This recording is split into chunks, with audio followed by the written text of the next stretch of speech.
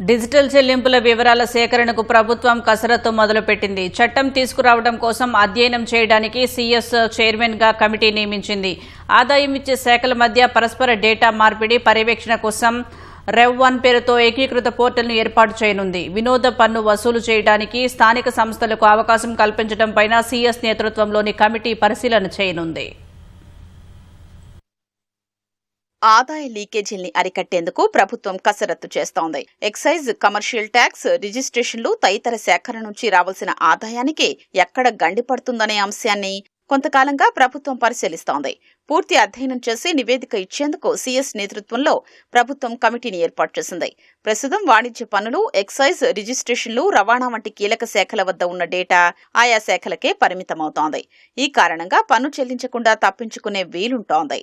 దీన్ని అరికట్టేందుకు రెవ్1 పోర్టల్ ద్వారా అన్ని శాఖల డేటాను పాన్ నెంబర్ ఆధారంగా అనుసంధానించనున్నారు.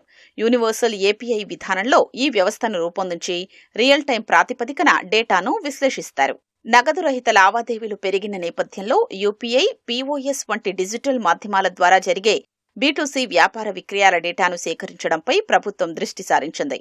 ఇందుకోసం ప్రత్యేక చట్టం తీసుకురావాలని భావిస్తోంది.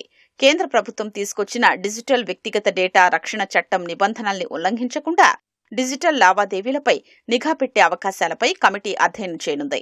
వినోద పన్నును పంచాయతీలు, మున్సిపాలిటీలు, కార్పొరేషన్లు వసూలు చేసే సాధ్యాసాధ్యాలపై కూడా కమిటీ అధ్యయనం చేయనుంది.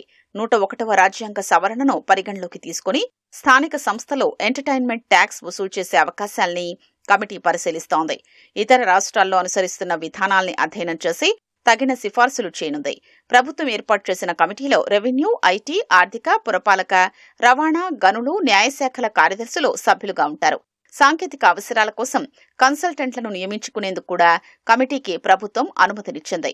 కమిటీ 30 రోజుల్లో ప్రాథమిక, 60 రోజుల్లోగా తుది నివేదికను ఇవ్వనుంది. కొత్త వ్యవస్థ అమల్లోకొస్తే పన్నుల వసూళ్లలో పారదర్శకత పెరగడమే కాకుండా ఖజానాకు అదనపు ఆదాయం సమకూరుతుందని ప్రభుత్వం భావిస్తోంది.